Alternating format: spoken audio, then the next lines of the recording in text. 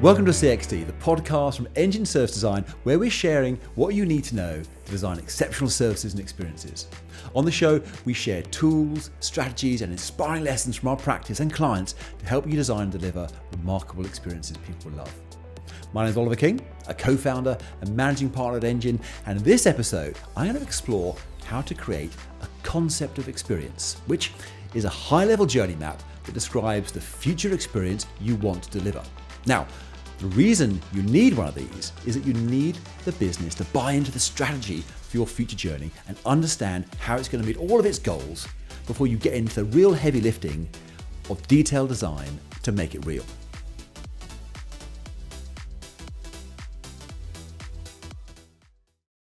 Okay, so let's recap a little. A journey map is a visual tool used in customer experience design to illustrate the steps a person takes to achieve a goal with a service or product.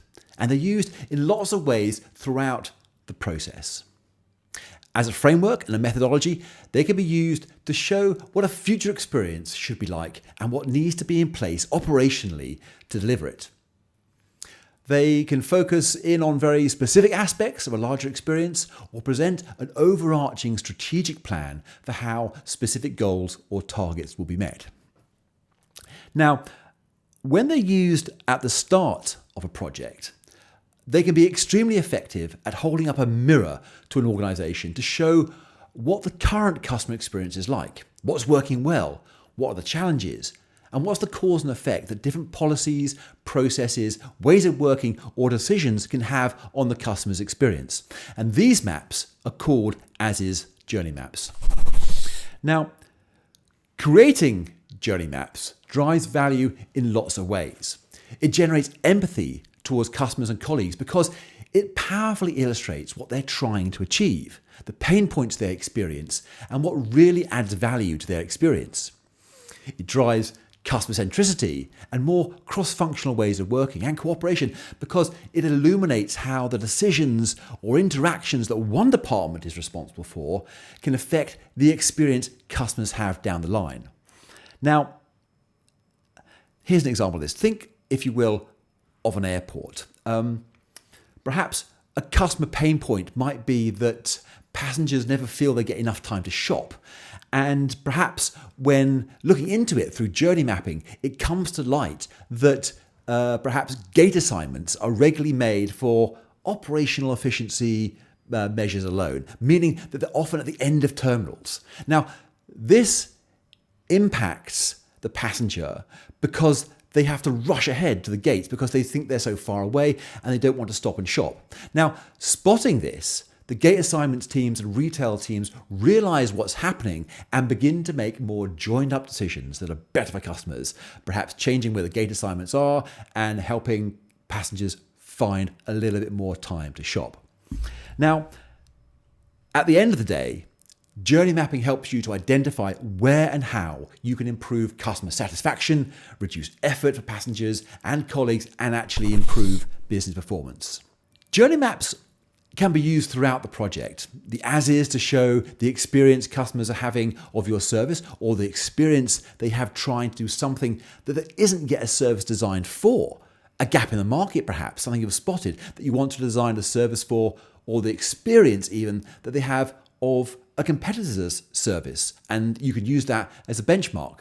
But moving through into service design, journey maps can be used to pitch the strategy for a new experience. And these are referred to as a concept of experience. And I'm going to talk more about these in a moment.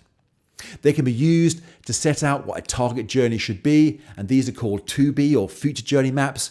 And they can be used to show how services and experience should be orchestrated, how the various systems, processes, products, and people all work together to deliver the experience that you want them to. And when they're used in this way, they're called blueprints. Now we'll talk about to-be, future journey maps, and blueprints in future episodes. But back to the concept of experience. In essence, this is a high-level summary of the fundamental shifts you're intending to make on the user's experience. Think of it, if you will, as an executive summary. On a page, so it can be understood at a glance, it sets out what the current user's experience is and how you're planning to make it better tomorrow. It helps stakeholders, especially time-poor ones, quickly grasp, endorse, or reframe the strategic ambition for the future journey. Now, before you create the concept experience, you'll need to have completed research with users to really substantiate the experience baseline that the as-is journey has depicted. You'll need to have developed personas, target characterizations of users with specific characteristics and requirements that need to be designed for. You'll need to have been clear on what the strategic ambition is for the new journey and the design opportunities and signature moments that you intend to portray within it. And you'll need to have created a customer experience vision for the experience you're about to design. And we've explained how you can go about creating all of these in previous episodes. So scroll back through if you want a refresher on those.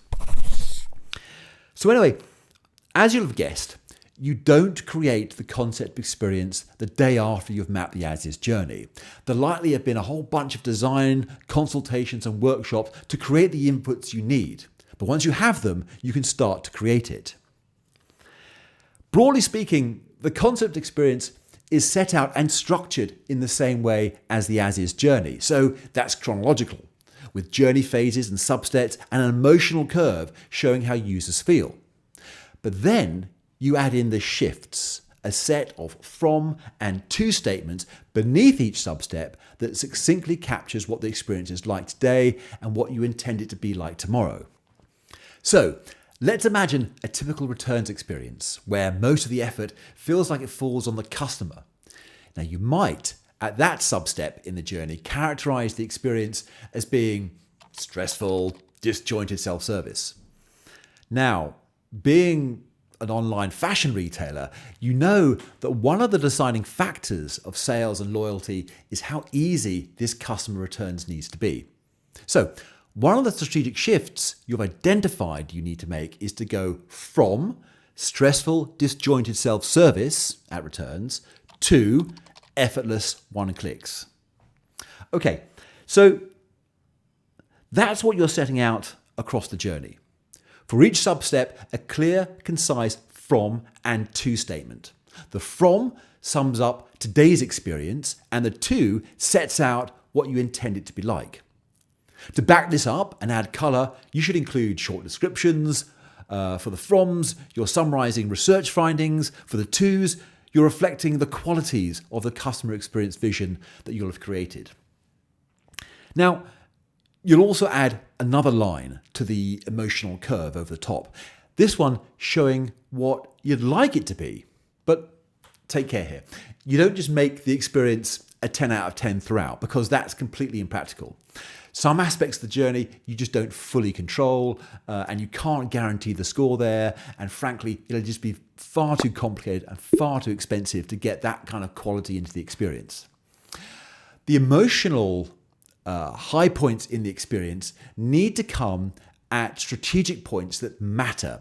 And if in any doubt, you can always fall back on observations that psychology has about the primacy and recency effects and how that shapes overall customer perceptions of an experience. Now, these two effects are interesting, right? So the primacy effect suggests that customers are more likely to remember and give more weight to their initial interactions with something.